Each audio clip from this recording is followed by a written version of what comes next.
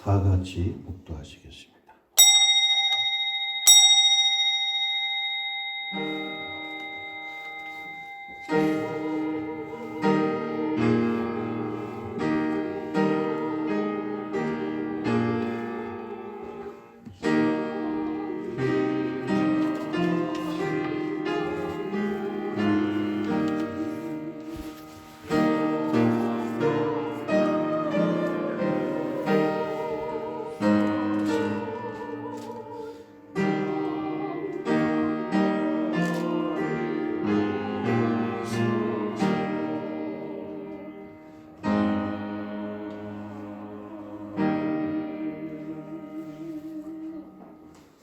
여호와여, 내가 주께 피하오니 내가 영원히 수치를 당하게 하지 마소서. 주의 의로 나를 건지시며 나를 풀어주시며 주의 귀를 내게 기울이사 나를 구원하소서. 주는 내가 항상 피하여 숨을 바위가 되소서. 주께서 나를 구원하라 명령하셨으니 이는 주께서 나의 반석이시요 나의 요새이시니이다. 아멘. 다 같이 일어나셔서 7장으로 영광 돌립니다.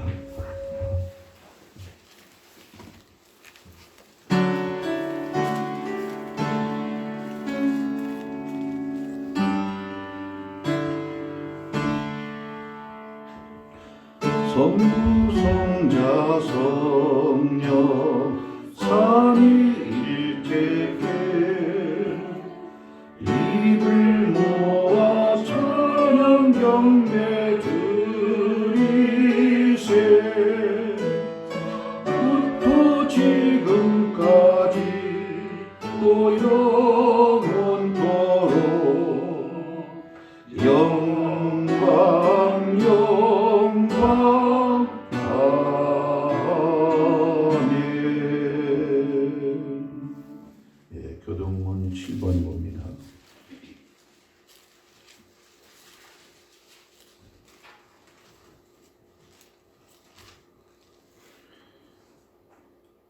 교독합니다. 여호와여, 어느 때까지니까 나를 영원히 잊으시나이까. 나의 영혼이 번민하고 종일토록 마음에 근심하기를 어느 때까지 하오며. 여호와 내 하나님이여, 나를 생각하사 응답하시고 나의 눈을 밝히소서. 두렵건대 나의 원수가 이르기를 내가 그를 이겼다 할까 하오며. 나는 오직 주의 사랑을 의지하여 싸우니 내가 여호와를 찬송하리니 이는 주께서 내게 은덕을 베푸시미로다. 아멘. 신앙고백 하겠습니다. 전능하사 천지를 만드신 하나님 아버지를 내가 믿사오며 그 외아들 우리 주 예수 그리스도를 믿사오니 이는 성령으로 잉태하사 동정녀 마리아에게 나시고 본디오 빌라도에게 고난을 받으사 십자가에 못 박혀 죽으시고 장사한 지 사흘 만에 죽은 자 가운데서 다시 살아나시며 하늘에 오르사 전능하신 하나님 우편에 앉아 계시다가 저리로서 산 자와 죽은 자를 심판하러 오시리라. 성령을 믿사오며 거룩한 공회와 성도가 서로 하는 것과 죄를 사유시는 것과 몸이 다 사는 것과 영원히 사는 것을 믿사옵나이다. 아멘. 다 같이 자리에 앉아주시고 찬송 423장입니다.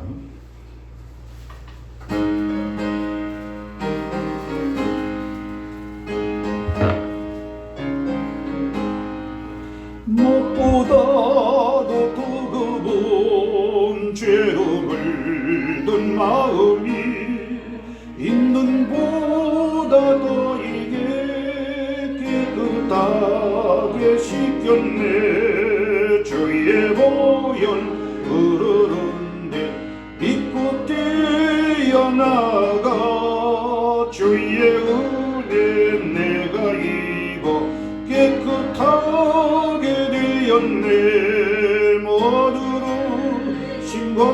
걱정과 두려움이 사라져 슬픈 탄식 변하여 기쁜 찬송 되었네.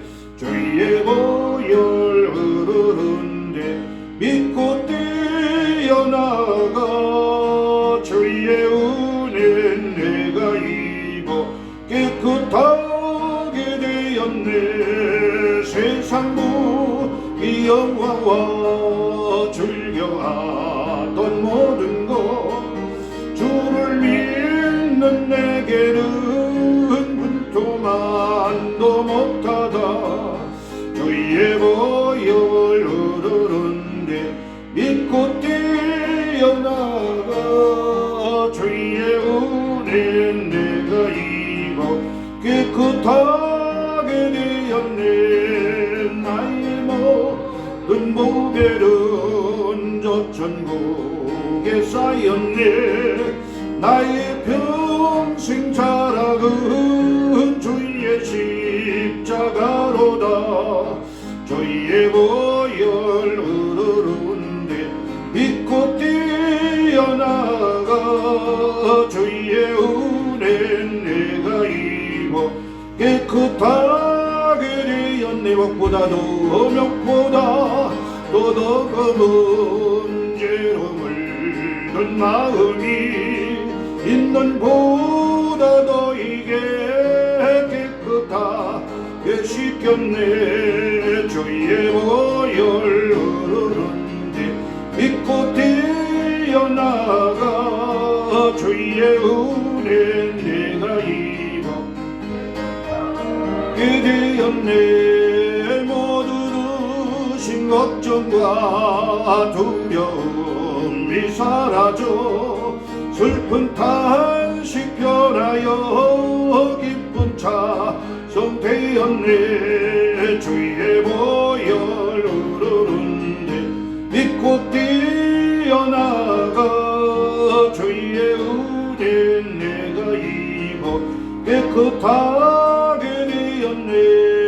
세상 무기 영화와 즐겨하던 모든 것 주를 믿는 내게는 분투만도 못하다.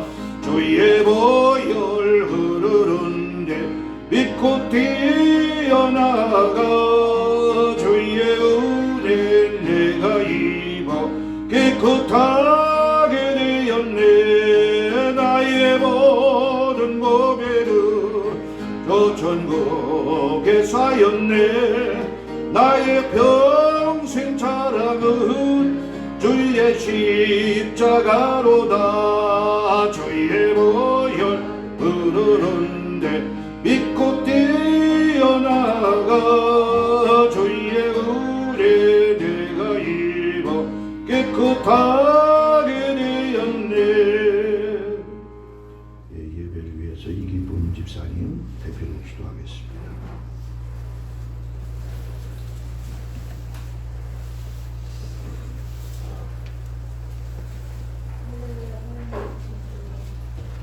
감사합니다.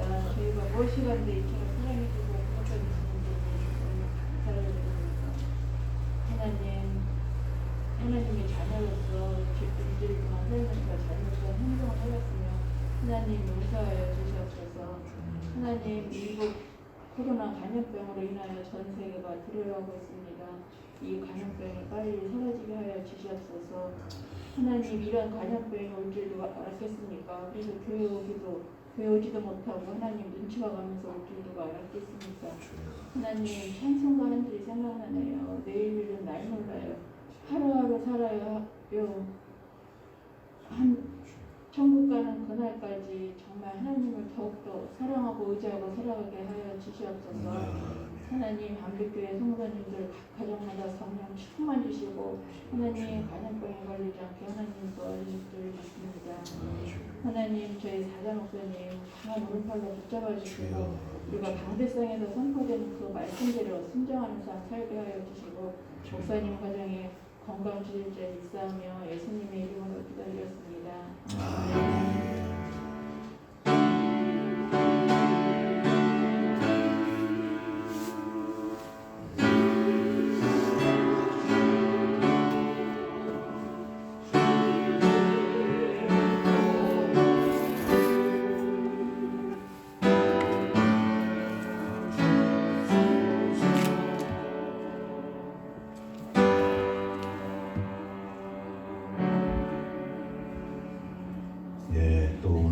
우리가 하나님의 말씀을 상고하겠습니다. 히브리서 11장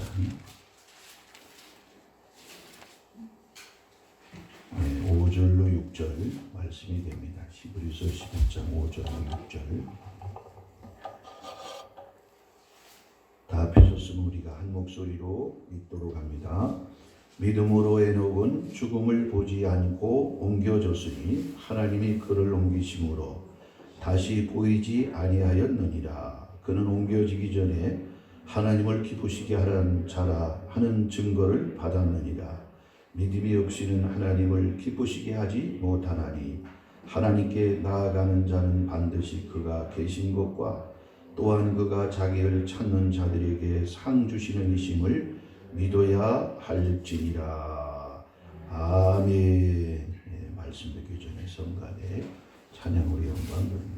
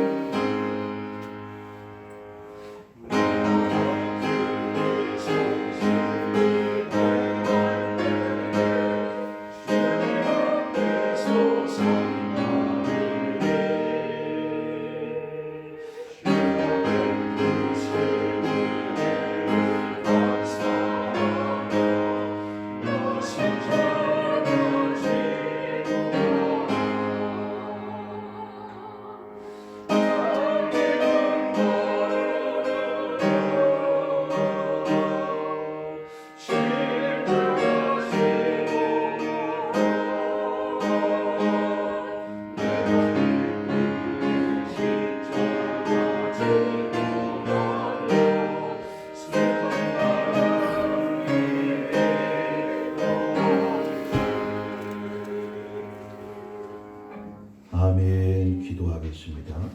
오늘도 살아서 역사하시고 우리 인생들의 모든 삶을 주관하시는 아버지, 오늘도 주의 전에 저희들 나왔나이다. 삶과 주 앞에 머리 숙여 신령과 진정 마음을 통하여 온전히 하나님 앞에 영광 돌리게 하소서. 모든 예배 분양하시고 받아주시고 오늘도 임마누엘의 은총으로 저희들과 함께 하실 때 성령 충만, 은혜 충만, 믿음으로 충만해서 오늘도 큰 기쁨과 감사 속에 승리하는 아버지 하나님 온 성도 이 자리가 되기 원합니다. 무거운 짐과 염려, 근심을 어둠 속에 왔다고 할지라도 말씀을 듣고 예배를 통하여 우리의 모든 마음이 주 안에 소망을 이루게 하시고 응답되며 우리도 큰 믿음을 가지고 승리하는 아버지 온 성도되게 주옵소서. 이 세상은 주님이 우리를 강권하시고 붙잡아 주지 않으면 잠시도 우리는 주님과 동행할 수 없사옵나이다. 마음과 생각을 지키게 하시고 믿음으로 살아갈 수 있도록 날마다 일깨워 주시되 성령 충만을 부어 주셔야 되겠나이다. 주의 일도 또 하나님의 모든 나라를 위해서 우리가 힘쓰고 충성할 수 있는 것도 성령의 능력이 없이는 우리가 할 수 없사오니 오는 자마다 성령의 기름 부음과 능력으로 머리끝부터 발끝까지 채워주심으로 충만 역사 속에 오늘도 아버지 하나님의 자리를 통하여 주님과 만나고 새 힘을 얻고 또 하나님 주의 모든 진리 가운데 순종하며 힘차게 세상을 향해 나갈 수 있는 아버지 온 성도 되기 원합니다. 특별히 오늘도 비참한 성도 있사오니 주님께서 은혜를 베풀어 주옵시고 믿음을 더하셔서 하나님 앞에 예배드리고 영광 돌린 최고의 아버지 하나님의 이 축복의 자리에 나올 수 있도록 은혜를 베풀어 주옵소서. 감사 영광 돌리며 예수 그리스도의 이름으로 기도 올려옵나이다. 아멘. 계속해서 하나님과 300년 동안을 통해했던 고대의 사람, 잘 알지 못하죠. 너무 오래전의 사람이었기 때문에 성경에는 짤막하게 창세기 5장, 히브리서 11장에 오늘 두 절로 기록을 하고 있어요. 동행을 하였다.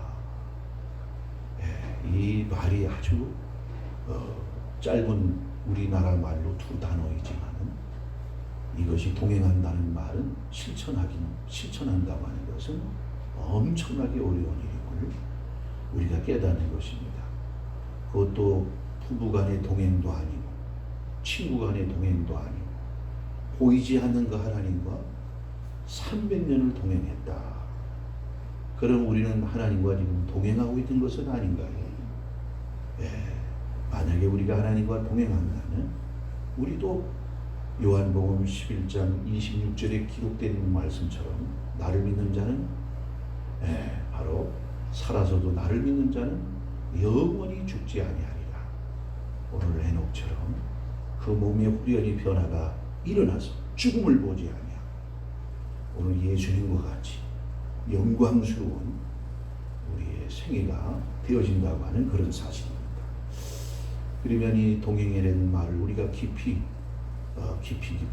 그 짤막한 단어 속에 성경 전반을 걸쳐서 그 의미를 새기고 우리가 깨달아 볼 것 같아요.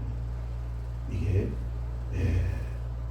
쉽게 얘기해서 시체말로 얘기를 하게 되면 장난이 아니다 하는 그런 말씀을 드릴 수밖에 없는 것입니다. 동행했다. 동행에서 가장 유명한 고사성어가 있는데 관포지규라는 말이 있어요. 관포지규. 또 하나는 문경지규라는 말이 있습니다. 그건 뭐냐, 일생에 친구와 서로 신의를 지키며 우정을 나눴던 두 부류의 사람들이 있었습니다. 그 사람들의 모습을 후대까지도 고사성어가 돼서 너무나 아름다운 그러한 얘기로서 우리에게 교훈을 주고 적어도 친구라면 일생 동안에 이런 마음이 그 맞고 모든 그 삶 속에서 같이 행할 수 있는, 그래서 맹자는 자기 마음을 터놓고 얘기할 수 있는 그런 친구 한 사람만 얻었다니 천하를 얻는 것과 같다. 그렇게 이제 맹자는 5가지 곡인가요? 거기서 말하면서 그런 고백을 합니다. 이 관포지규라는 얘기를 잠깐 소개해드리면 옛날 제나라 춘추 전국 시대에 저 산동성 그 변방에 그 나라가 있었습니다. 거기에 어려서부터 같은 동네에 관중과 포수가라고 하는 그 깨벅쟁이 어려서부터 그 동네에 친구가 있었어요. 근데 관중은 굉장히 가난한 집에 그런 친구입니다. 포수가는 그 부모님이 부유한 가문의 집안이었어요. 대개 유류상종이라고 부자 애기들은 부자 애들까지 애들끼리 놀고 가난한 애들은 가난한 애들끼리 놀 수밖에 없었는데 그때는 이 두 친구가 가문에 자기의 경제적인 부와 상관이 없이 아주 너무나 절친한 그러한 친구, 어려서부터 그렇게 함께 동문수학도 하고. 그런데 이 관중의 또 아버지는 일찍 여의셨어요. 그래서 그 어머니, 그 홀어머니를 모시고 사는 독자 외아들 관중입니다. 항상 포수가는 자기가 경제적으로 여유가 있기에 이 친구인 관중의 가정과 그 어머니 모시는 그 모습을 보고 경제적으로도 많은 도움을 줬어요. 어느 날 보다 못한 이 포수가는 관중이 굉장히 사통팔달한 아주 임기응변이나 이런 데 아주 능통하고 아주 머리가 뛰어난 사람이거든요. 포수가는 이와 반면에 머리가 뛰어나다고 하기보다는 신실하고 의리가 있고 아주 충성스러운 이 사람이 포수가입니다. 장사를 같이 해보기로 했어요. 장사는 누굴 위해서 한 거냐? 관중을 위해서 한 것입니다. 그래서 아버지께 때를 써가지고 그 일부 돈을 받아가지고 관중하고 동업을 했습니다. 그래서 장사를 하는 가운데 이익이 남으면요, 관중은요 똑같이 자기는 몸만 자기 머리만 쓴 거거든요. 이쪽엔 자본을 댄 거니까 진짜 올바른 친구라면 절반씩 똑같이 이익을 배분해야 됩니다. 근데 관중은 어떻게 했는가? 자기가 어렵다고 호르몬이 모셔야 돼요. 그런다고 돈을 더 많이 가지고 왔어요. 다른 사람들이 이 얘기를 들을 때 관중을 비난합니다. 어떻게 그럴 수가 있냐? 친구도 아니라. 그러나 포수가는 그 얘기를 듣는 둥 마는 둥 하면서 자기 친구를 도리어 변호를 합니다. 나와 비록 동업을 했지만 그 친구는 가정 형편이 어렵고 호르몬이 모시고 있기 때문에 나보다 돈을 더 많이 가져가는 게 마땅하다. 그러면서 도리어 그 친구를 변호하는 거예요. 이제 그때 당시에는 그 중국 천하가 혼란과 나라끼리 수없는 전쟁이 벌어졌어요. 그럴 때 젊은이들은 전부 나라에서 징집을 해가지고 군대에 나가야 됐습니다. 그러나 관중은 그 징집을 피하면서 뭐라고 그랬느냐, 사람들에게 나는 호르몬을 모셔야 되고 하기 때문에 나라의 부름에 응할 수가 없습니다. 그래서 그때는 무조건 징집의 대상이 되는 사람들은 호르몬을 모시고 형제가 많건 간에 나가야 되는 거예요. 어느 날 출행랑을 쳐가지고 어디 산속에 도피에 숨어 있다가 징집을 피해가지고, 그러니까 전쟁이 또 다 끝나가게 되면 또 많은 군인이 필요치 않고 형편이 어렵고 이런 사람들은 또 자기의 농사도 가서 지어야 되고 부모를 모시게 해줬거든요. 그런 사람들은 고향 땅에 돌아와서 관중의 그 비겁한 모습을 보고 비난하는 거예요. 목숨이 저렇게 아까워가지고 나라 없이 어떻게 가정이 있고 개인이 있느냐. 그러면서 또 관중을 비난합니다. 그럴 때마다 포수가는 그 관중은 비겁자가 아니야. 용기가 없어서 그런 게 아니야. 자기 몸이 죽으니 자기 형제도 없고 호르몬이를 어떻게 모셔. 그래서 아마 그렇게 했을 거야. 절대 용기 없는 사람이 아니라. 그렇게 친구들에게 비난을 다 막아주고 방패막이가 되어졌어요. 그러나 이제 차츰 벼슬에 나가게 되는데, 포수가는 뭐 여러 가지 뭐 권력의 집안이고 이러다 보니까 벼슬에 덜커덕 붙었어요. 그런데 관중은 벼슬길에 나가지 못했습니다. 그래서 아직도 야인이었어요. 그러나 관중이 아주 뛰어나고 비범한 인재라는 것을 나라에서는 알았습니다. 그런데 공교롭게도 그때 왕이 병이 들어서 죽게 됐어요. 근데 그 아들들이 여러 때는 겁니다.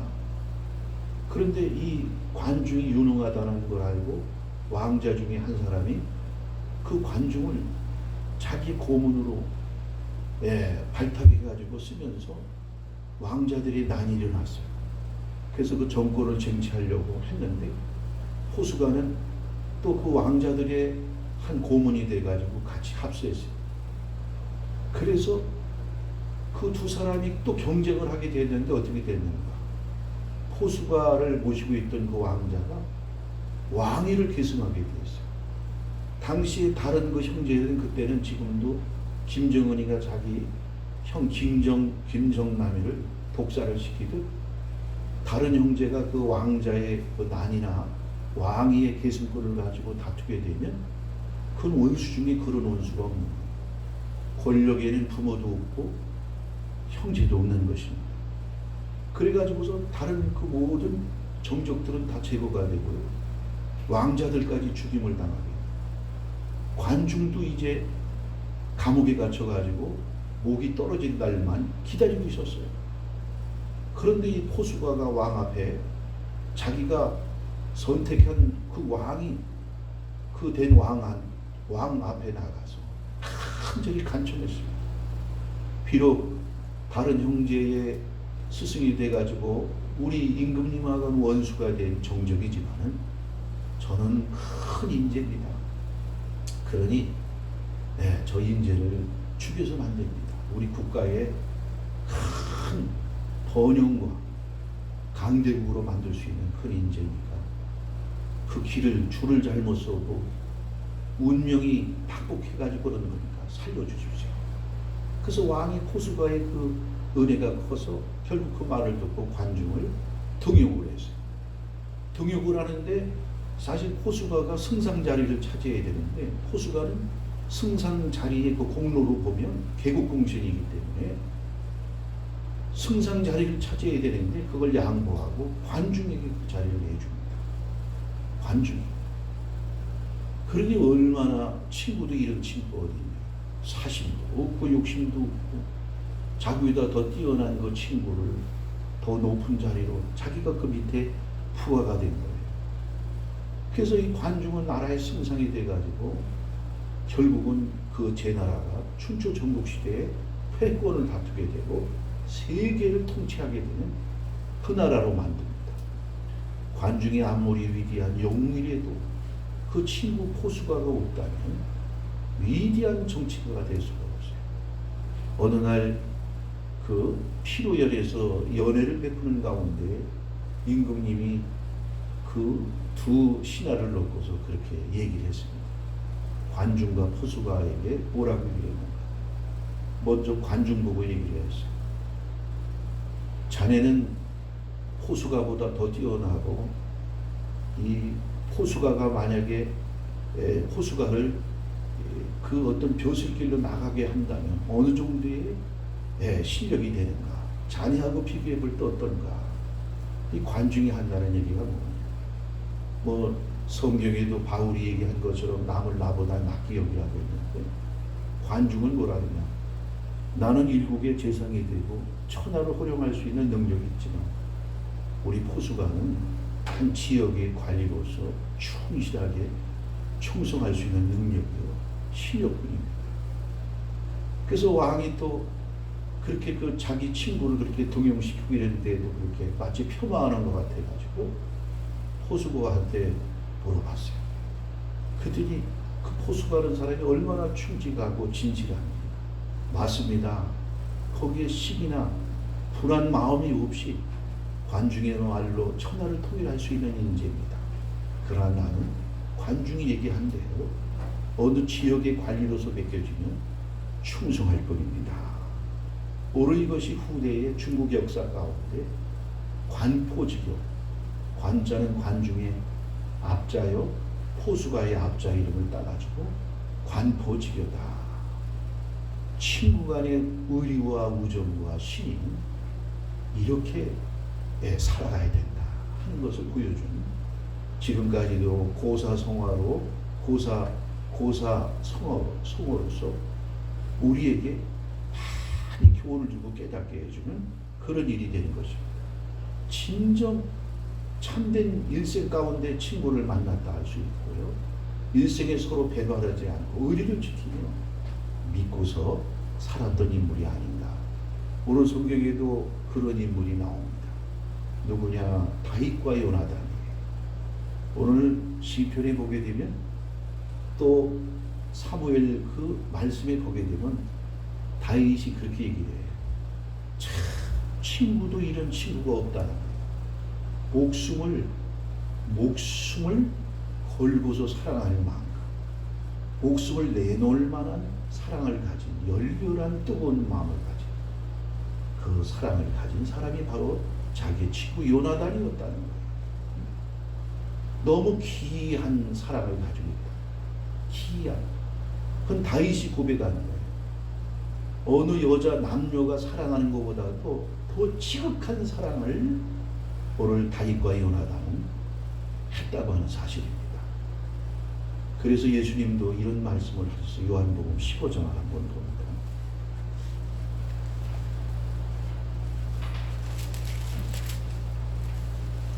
요한복음 15장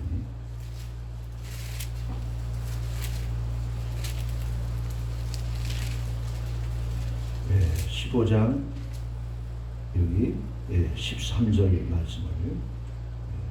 13절 14절 말씀 한번 봅니다. 사람이 친구를 위하여 자기 목숨을 버리면 이보다 더 큰 사람이 없나니 너희는 내가 명하는 대로 행하면 곧 나의 친구라. 이 세상에서 사랑 중에 인간이 사랑하는 일 중에서 가장 최고의 사랑은 친구를 위하여 자기 목숨을 버리면 이보다 더 큰 사랑이 없다. 부모와 자식 간의 사랑이라는 건 핏줄과 철륜으로 맺어졌기 때문에 때로는 죽는 일이 있어요. 부모가 자식을 위해서 죽고 자식이 부모를 위해서 죽기도 한다. 또 부부간의 사랑도 로미오와 줄리의 3대 비극 가운데 셰익스피어 작품 가운데도 보게 되면 죽을 수가 있어요. 일제 그건 헬라 사람들의 에로스의 사랑인데 성적이고 어떤 유격의 그런 사랑 속에서 주고받는 것이 있기 때문에 그렇다. 부모 자식 간 뿌들기의 사랑, 그 다음에 성적인 사랑. 그런데 오늘 여기 지금 친구를 이 세상에서 하나님의 사랑은 아가페죠. 무조건 사랑이죠. 무조건적인 사랑. 근데 이 친구를 위해서 자기 핏줄도 아니고 자기 형제도 아니고 부모도 아닌데 이 세상에서 서로 태어난 곳이 다르고 시간도 다르고 모든 그 가정도 다른데 그 친구가 서로 일생 동안 만나서 친구를 위해서 목숨을 버리면 인간이 하는 행위 가운데 최고의 사랑은 친구를 위해서 죽는 일보다 더 큰 사랑이 없다. 예수님이 친구라는 건 뭐예요? 친할 친자, 오랜 구자, 옛날 구자 아닙니까? 오랫동안 친하게 지내던 사람이다. 예수님께서는 우리에게 이제는 자녀가 되고 종이 되는 그러한 삶에서 이제 친구로 우리를 부르시는 거예요. 그래서 우리는 친구같이 우리 믿음이 커지면 이제 형제같이 친구같이 이렇게 주님과 동행할 수 있는 우리가 사람이 그러한 삶이 되어져야 된다고 하는 그런 사실입니다. 또 성경에서 오늘 그 사라와 아브라함 얘기를 봐도 어떻습니까? 그 부부는요, 형제이면서 뭐예요? 또 남녀의 그 부부가 됐어요. 이게 마치 겹쳐지는 그런 관계를 보여주고 있다. 그러면 성경에는 그런 얘기들이 많이 나와요. 겹쳐지는 얘기가. 왜 그래요? 부부이면서 형제가 되면 어떻게 되나요? 더 그 신뢰의 관계가 더 어떻게 견고해지는 거 아니겠어요? 삼겹줄이 견고해지듯이. 우리가 하나님과 우리 사이의 관계에도 하나님께서는 그렇게 단계마다 겹쳐지게 하는 것입니다. 우리는 5단계를 하나님과의 관계 속에서 이뤄나가게 되는데, 첫째는 우리가 믿음 안에 들어오기 전에는 하나님과 우리 사이가 종의 관계예요. 우리 주님은 진정 주님이 되고 주님이 되시고 종의 관계이다. 신분의 차이로 인해서 주인과 종의 관계. 과거에는 어떤 사회적인 제도로 가문을 통해서 마치 인도의 카스트 제도 자기가 이런 출신 성분을 우리 조선 사회도 마찬가지였지만 그렇게 원하지 않았지만 조상 전례로 그 가문의 그러한 그 차별로 인해 가지고 그렇게 종이 되고 또 주인이 되는 이런 일들이 과거에는 비일비재하게 많았다. 또 이게 하다 보면 전쟁을 통해서 그 나라가 망하고 적국의 노예가 되면 포로가 돼가지고 그때 또 주인과 종의 관계가 성립이 돼요.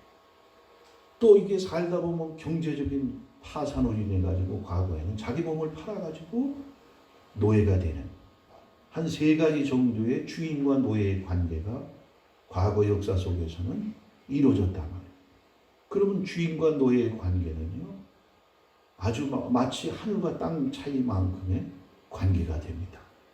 그래서 주인은 바로 이 노예는 주인의 소유물이에요. 마치 소라, 돼지 같은 정도로 취급을 받은 것입니다. 자기의 주장이나 자기 의견이나 자기의 뜻, 자기의 소망이 없어요. 오직 주인의 명령과 거기에는 복종만 있을 뿐이다. 우리는 예수 안에서 자유를 누리기 전에는 하나님과 우리의 사이, 우리 주님과 우리의 사이가 그 신분의 관계와 주인과 노예의 관계이다. 그래서 복종만 있고요.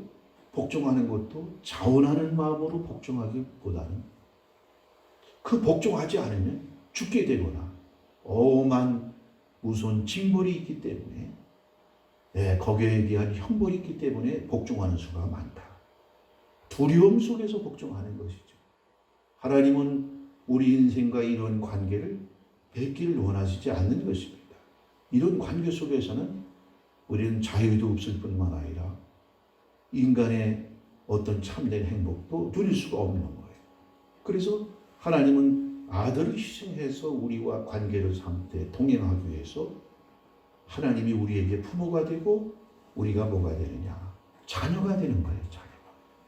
그래서 우리는 하나님을 아버지라 부르고 이제부터 우리 주님이 우리의 맏형이 되시는 거예요. 그래서 히브리서에서는 우리의 주님이 형제들 가운데 맏이가 되었다. 그렇게 말씀을 하고 있는 것입니다. 말씀으로 낳고 성령으로 거듭 낳고 믿음으로 나온 우리의 큰 형님이 누구냐? 바로 그때는 예수님이 되는 일이다. 그래서 하나님과 우리의 관계가 이제 뭘로 동행하게 되는가? 부모 자식 간의 관계로서 동행하게 되는 것이에요. 그러면 부모와 자식 간의 모든 것은 많은 차이가 나죠.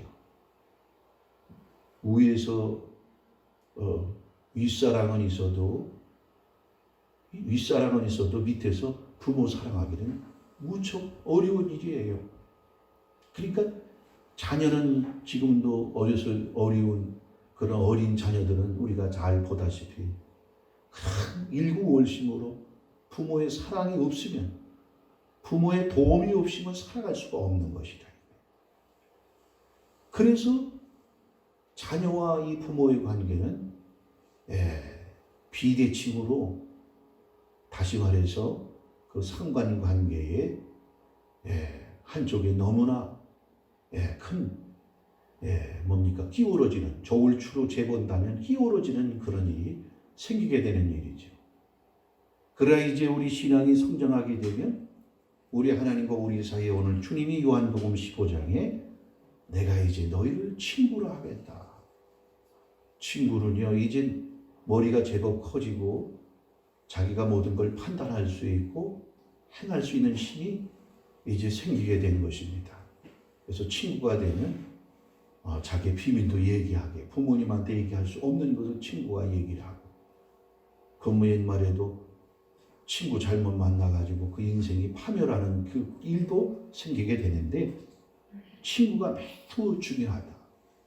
그래서 공자님 말씀인 거 보게 되면 삼인행에 필요하사라. 반드시 3사람 중에 하나가 스승이 될 만하니, 그리고 자기보다 나은 자를 친구로 삼아야 반드시 그 사람은 성공하게 된다. 이게 동양의 고전의 정신이라 이거예요. 자기보다 못한 사람을 만나거나 악행을 저지르거나 잘못된 사람을 만나게 되고. 그래서 잠언서에도 어떤 사람하고 동행하기를 원하는가?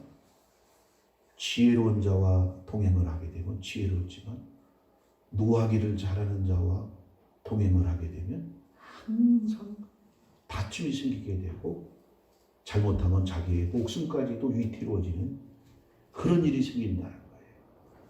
그러니까 우리는 바로 이 하나님과 우리 주님과 이런 친구 간의 관계 속에서 아주 밀접하게.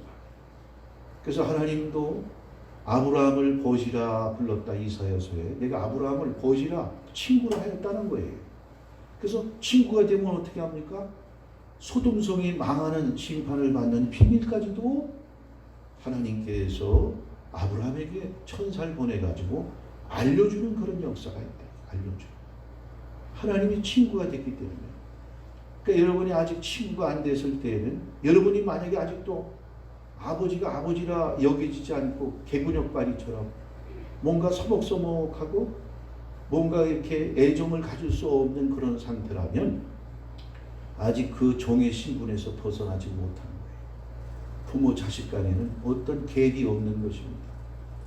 마음적으로나 어떤 그 감정적으로도 다른 이웃 사람이나 다른 사람을 대하듯이 만약에 마음이 그런 그 꺼리는 바가 있다면 그건 부모 자식 간에 아직 완전히 설정된 관계가 아니다.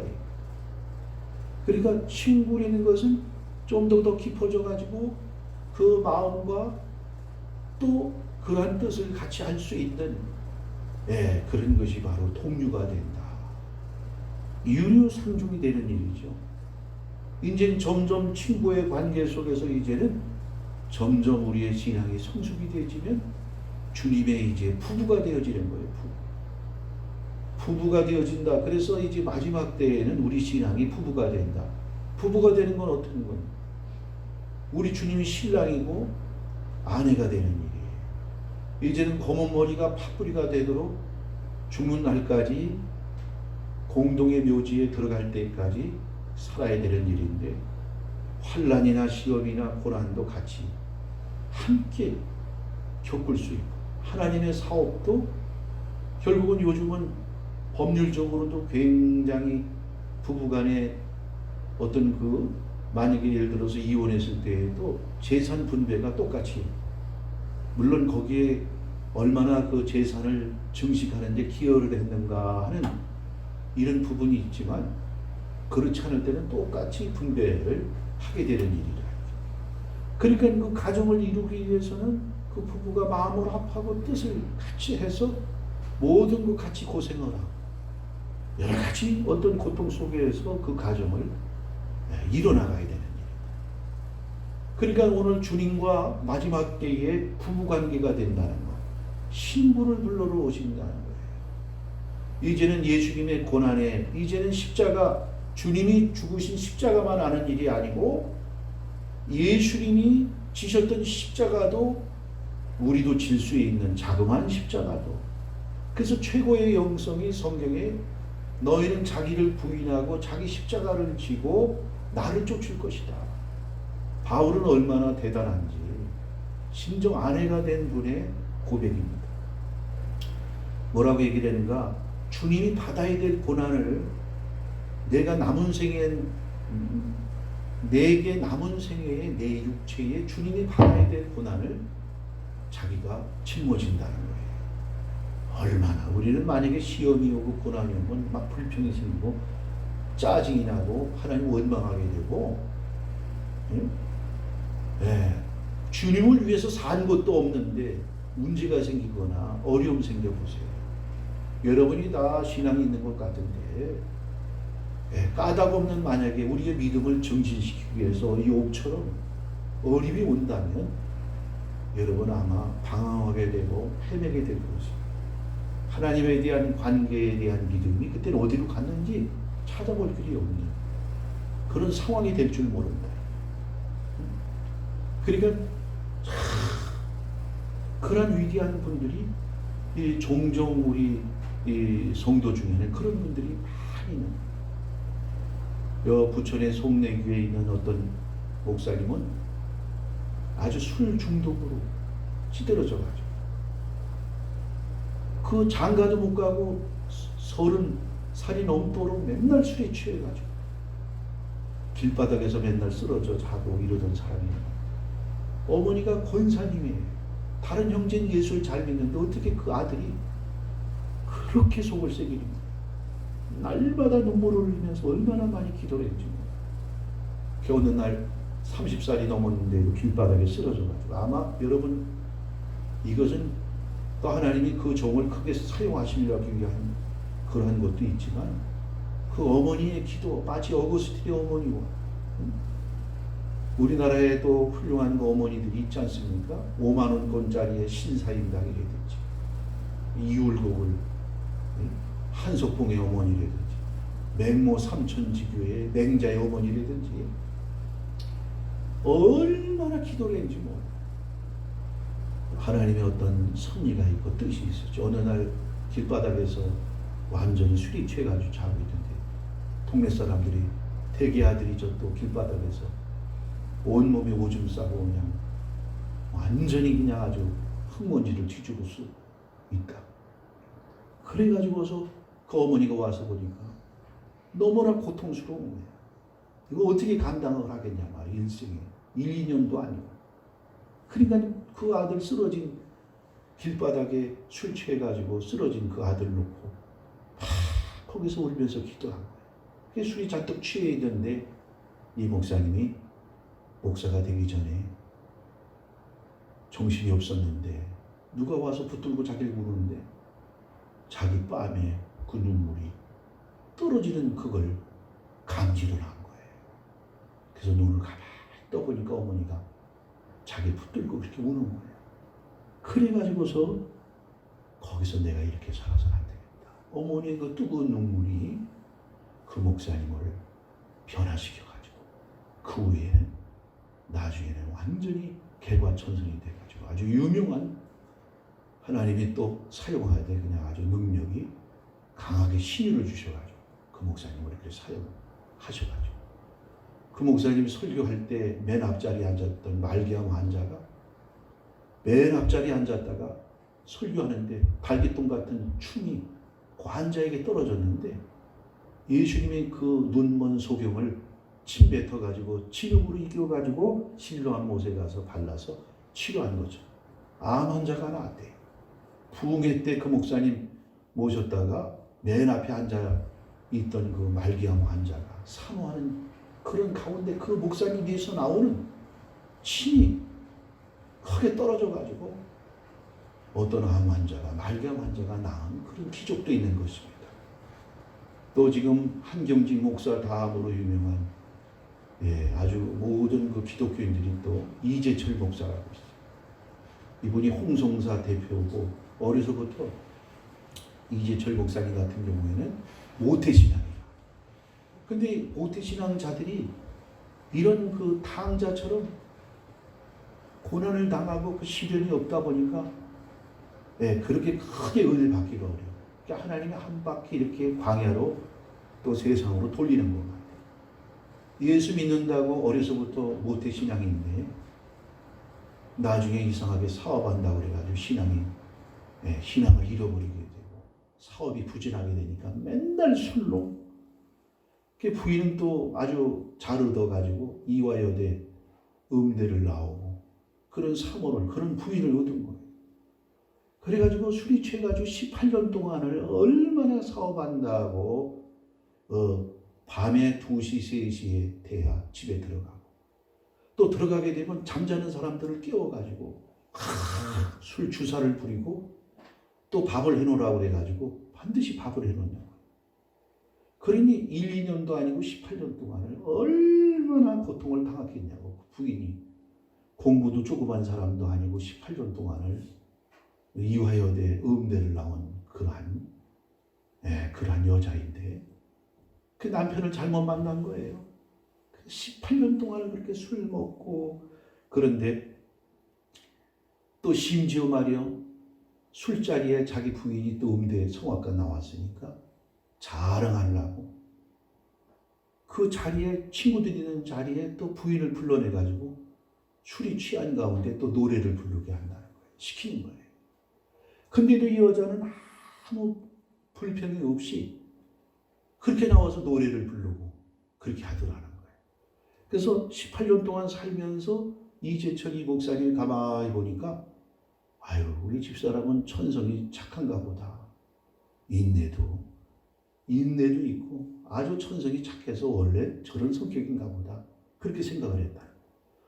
그 18전째 끝나는 시간쯤 돼가지고 어느 날 이제 집에 가려고 하는 2시쯤 왔는데 초인종을 누르려고 하다가 자기 주머니에 이렇게 어떻게 보니까 열쇠가 있더라는 거예요. 열쇠가. 그래서 이상한 자꾸 여태까지는 뭐 그냥 2시고 3시고 그냥 초인종 벨을 누르면서 온 집안을 다 시끄럽게 했는데 오늘은 이상한 마음이 자기 혼자 열고 들어가고 싶은 생각이 들어가지고 문을 열고 들어갔더니 전부 불을 끄고 깜깜하더라는 거예요. 그 시어머니까지도 모시고 있는데 그 시어머니 방을 가서 들여다보고 캄캄한데 거실에 불을 켜놓고 애들 방을 가서 들여다보고 그러면서 자기의 그 침방을 가서 보니까 자기 아내가 불을 켜보니까 침대에서 누워 자는 줄 알았더니 방바닥에 엎드려서 그렇게 엎드린 채로다가 자고 있더라는 거예요. 근데 그 앞에 일기책을 써놓은 거, 일기책을 쓰다가 맞는지 거기에 잔뜩 물기 흔적이 있는데 그걸 써놓고 그렇게 엎드려서 그 일기책 위에 엎드려서 있더라는 거예요. 그래서 살짝 그 일기책을 뭘 그렇게 써놨나. 여태까지 한 번도 자기 아내에 대한 속마음을 술에 취해가지고 사업 때문에 대화를 나눈 적이 없는데 쓱 그 일기책을 펴가지고 봤더니 일기책의 내용이 구구절절이 뭐냐. 내가 손목을 그어야 될까? 수면제를 사가지고 먹고 죽어야 될까? 아니면 저기 한강에 가서 빠져 죽어야 될까? 쓴 얘기가 그 얘기를 써놓은 거예요, 거기다. 그러니,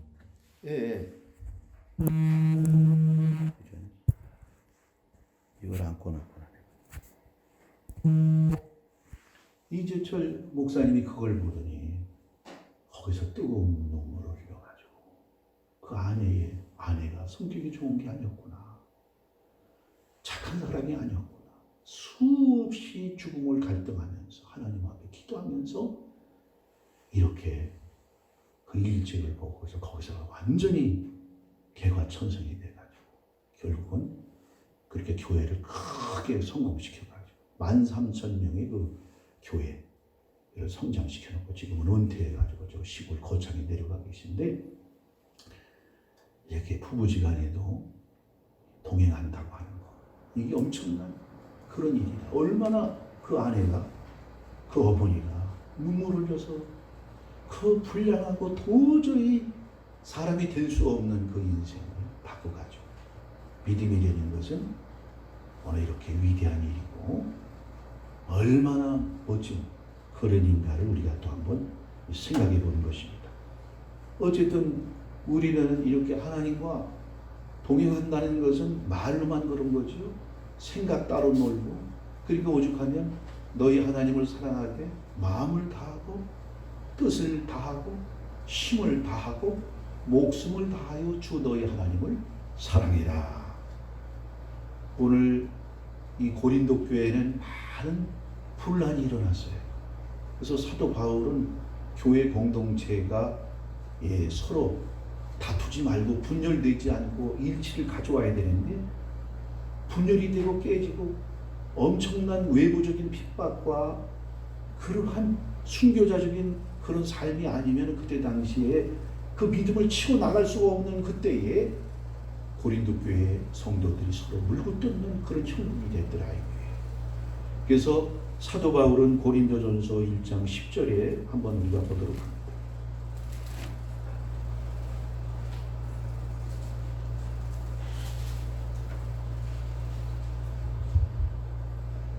고린도전서 1장 10절 10절입니다. 다 같이 읽어봅니다. 형제들아, 내가 우리 주 예수 그리스도의 이름으로 너희를 권하노니 모두가 같은 말을 하고 너희 가운데 분쟁이 없이 같은 마음과 같은 뜻으로 온전히 합하라. 오늘 고린도 교회 분열이 나서 깨져가지고 풍비박산이 날 그런 지경이 됐다. 뭐 옛말에 또 상궁이 많으면 배가 산으로 올라간다고 하는 말처럼 고린도 교회가 그런 현상이 되었어요. 그래서 바울은 뭐라 하냐? 예수님의 이 이름으로 너희를 권한다. 모든 성도가 같은 말을 해야 돼요. 같은 말. 이쪽에서 이 말하고 저쪽에서 저 말하고 그렇게 된다면 그 말이 달라진다면 친구도 될 수가 없고 또 교우 간의 모든 성도도 한 몸으로 그 지체가 될 수가 없는 것입니다. 같은 말을 하고 또 뭐예요? 같은 마음도 일심동체라는 말이 있는데 같은 마음으로 그 다음에 뜻도 어떻게 해야 돼요? 온전히 합하라. 이걸 맞춰가면서 우리는 바로 이제 에베소서에서는 세 가지의 그 연합을 우리에게 말씀하고 있는데 먼저 하나님과의 연합이 중요하다는 거예요. 그러면 하나님과의 연합의 중심은 제일 중요한 게 뭐냐? 그 중심에는 예수라는 분이 바로 다리를 놓는 십자가의 다리를 놓는 예수라는 분이 빠지면 우리가 하나님과 연합할 수가 없다. 예수가 없는 하나님은 절대 있을 수가 없다는 거예요. 그래서 하나님과 우리가 연합하되 항상 우리는 예수라는 분을 중심에 둬야 된다. 예수가 없는 하나님과의 연합은 없다. 그걸 지금 말씀하고 있다. 두 번째는 어떤 연합을 말씀하고 있는가? 교회 성도 간의 지체 연합을 말씀하고 있어요. 지체 연합. 그러면 성도 간의 지체 연합이 되려면 에베소서에서는 뭘 강조하고 있는가? 그 중심에 성령, 하나님이 성령이 역사해 주셔야 된다. 성령이 없을 때에는 혈통으로나 육정으로나 사람의 뜻으로 우리는 나지 아니하고 하나님께로부터 났는데 성령이 연합을 시켜주는 거예요. 성령 충만을 받지 않으면 바로 그 틈 사이를 이용해서 성령을 반하는 악령이 그 틈새에서 역사하는 일이라. 그래서 성령이 없다는 거예요. 우리 유다서 1장을 한번 보십시오. 요한계시록 전이죠. 19절입니다. 19절. 유다서 1장 19절. 유다서 19절입니다. 이 우리가 연합을 하려면 성도들끼리 연합을 하려면 유다서 19절 읽어봅니다. 이 사람들은 분열을 일으키는 자며 육에 속한 자며 성령이 없는 자니라. 하나님의 영이 없으면 분열을 일으키게 되는 거예요. 하나님의 영이 없으면 다툼이 생기게 되는 것이다. 그러니까 교회 안에는 항상 무엇이 충만해야 돼요? 성령이 역사해야 된다. 성령이 없으면 교회는 다 무너지게 되는 거예요. 성령 없는 목회. 그래서 오죽하면 교회를 탄생하기 위해서 하늘로 오르신 우리 주님이 바로 120문도 그 성도들에게 성령을 부어주었다. 그러면 사도행전 1장을 우리가 한번 보십시다. 성령이 그들에게 임하기까지는 어떤 과정을 그들이 거쳤는가. 사도행전 1장을 보시면 오늘 14절이래요. 14절 한번 읽어보십시오. 시작. 여자들과 예수의 어머니 마리아와 예수의 아우들과 더불어 마음을 같이하여 오로지 기도에 힘쓰더라. 그 이전에 어디에다 예수님의 4절 말씀을 읽어보면 사도와 함께 모이사 그들에게 분부하여 이르시되 예루살렘을 떠나지 말고. 예루살렘은 당시의 성전에 바로 성찬식을 했던 그 자리이기도 하지만 교회의 공동체를 얘기한다. 공동체. 교회의 모임을 우리가 떨어지면, 교회의 모임에 우리가 보이지 않으면 성령은 임할 수가 없는 거예요. 그래서 그들이 아우들과 더불어 마음을 같이하여 오로지 기도에 힘썼더니 성령이 충만하게 되었다고 성경이 기록하고 있는 것입니다. 그러므로 교회는 바로 성령으로 하나가 되고 연합시키는 그런 마음을 주는 거예요. 형제가 될 수 있는 마음. 또 지도자와 여러분과의 관계에 어떤 사이와 갭이 없이, 만약에 그러한 마음이 떨어지거나 분열이 된다는 것은 바로 성령의 역사가 없다고 하는 것을 우리가 다시 한번 깨달아야 된다.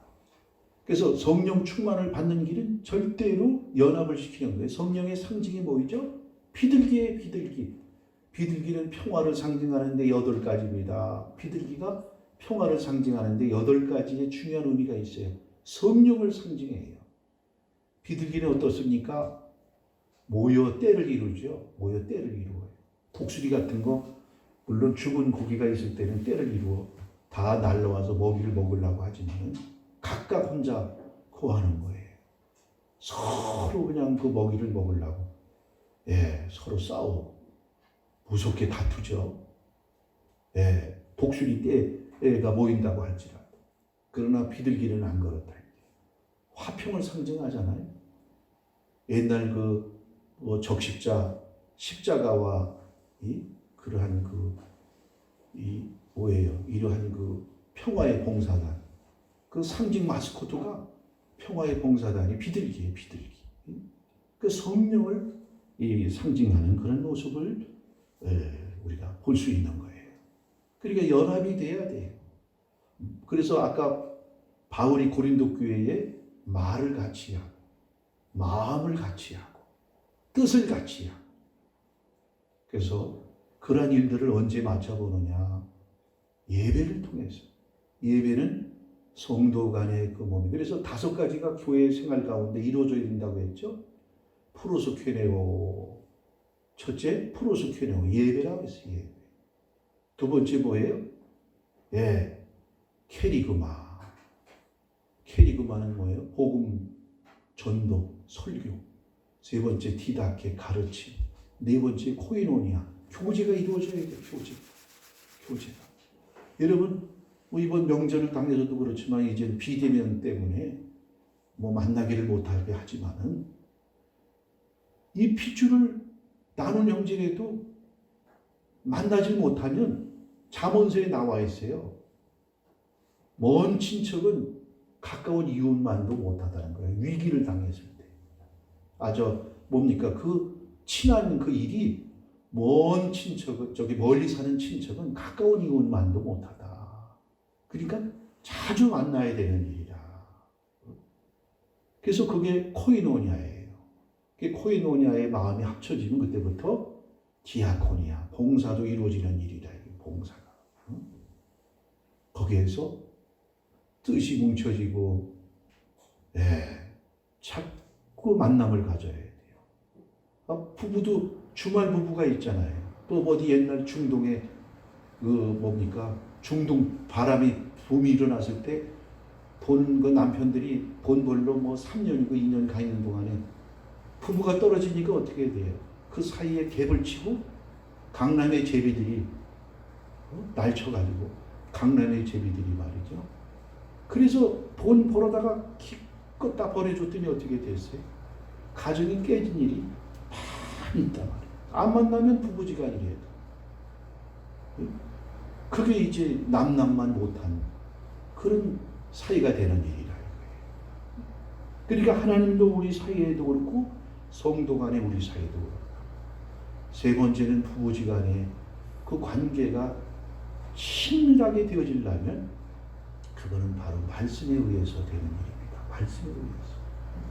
그래서 에베소 5장에도 말씀에 의해서 남편은 우리 주님처럼 아내 사랑하기를 예수님께서 교회를 위해서 죽으신 것 같이 하고 아내는 남편에게 복종하기를 하나님의 그 말씀에 복종한 바로 예수님과 같이 또 아브라함과 같이 자기 몸을 갖다가 자기 몸 하나 살겠다고 그래서 사라가 위대한 거예요. 열국에 뭐가 되어서요? 자기 몸 하나 목숨 하나 살겠다고 아내를 뭐예요? 팔아버리잖아. 그래서 나중에 가나안 땅에 왔다 가나안병이 됐다가 아내 때문에 거부가 돼요. 아내를 몸 팔아가지고 아브라함이 그렇게 비겁한 인물입니다. 아브라함. 근데 사라는 어떻게 해요? 그래서 베드로가 칭찬하지 않습니까? 여자들이여 누구를 본받으라는 거예요? 사라를 본받으라. 남편에게. 그렇다고 해서 신앙생활 못하게 하는 걸 본받아라는 얘기가 아니에요. 주 안에서 남편에게 주 안에서 순종해라. 주 안에서 순종하라는 거예요. 주님의 말씀 안에서 순종하라. 그래서 부부의 관계가 이루어지려면 말씀에 의지해서 오늘 그 부부 관계가 이루어지게 되는 일이다. 그러므로 오늘 우리는 이제 하나님과 우리 사이에는 항상 예수, 그 다음에 교회 성도 간의 지체는 성령, 오늘 이 세 가지 연습을 하다가 우리는 에녹처럼 동행하게 되는 것입니다. 하나님 보이지 않는 하나님이에요.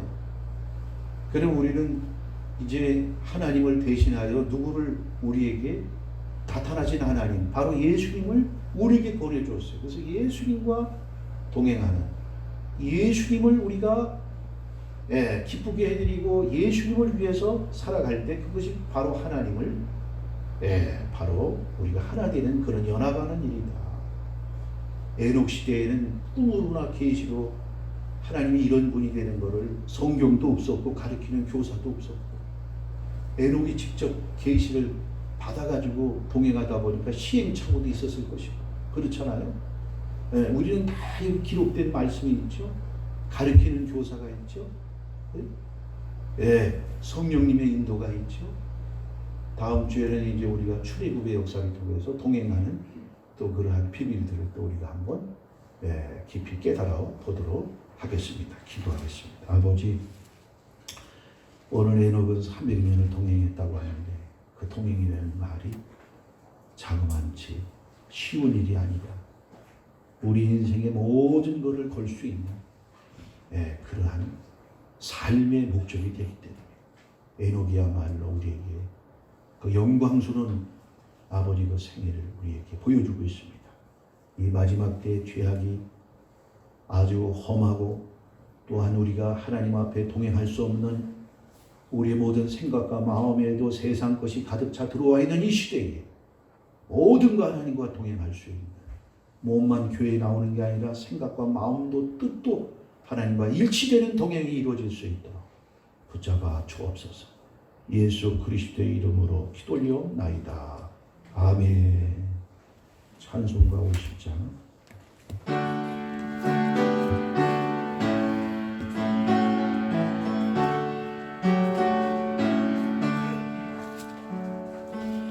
내게 있는 모든 것을 아낌없이 드리네. 사랑하고지하며 주만 따라 살리라.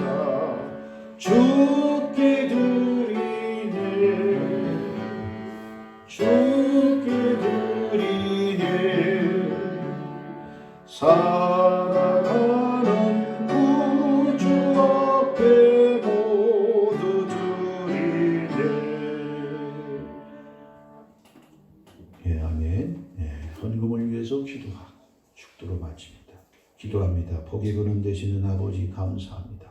오늘도 주의 전에 나와 하나님과 또한 미팅을 만남을 가짐으로 우리가 세상의 것들을 날마다 우리가 돌이키고 또한 우리가 반성하며 또 하나님 세상의 것을 거두지 않으면 우리가 주님과 동행할 수가 없습니다. 예배를 통하여 아버지 우리가 날마다 깨닫게 하시고 깊이 우리 영혼과 마음과 우리의 모든 행동도 주님과 일치를 가져올 수 있는 저희들의 신앙생활에 최고의 승리를 가져올 수 있는 우리의 삶이 되기 원합니다. 붙잡아 주시옵고 오늘도 주의 전에 올 때 갖가지 예물로 봉헌하였사오니 하나님 허명하시고 저들의 삶에 풍족한 은혜 주시어 많은 사람을 선대하고 베풀 수 있는 생애가 되게 하시고 신혼도 강건케 하소서. 남의 신세를 지는 그런 삶이 아니라 많은 사람을 섬길 수 있는 우리의 생애가 되어줄 수 있도록 붙잡아 주옵소서. 예수 그리스도의 이름으로 기도 올리옵나이다. 아멘. 다 같이 일어나서 찬송 222장 1절입니다.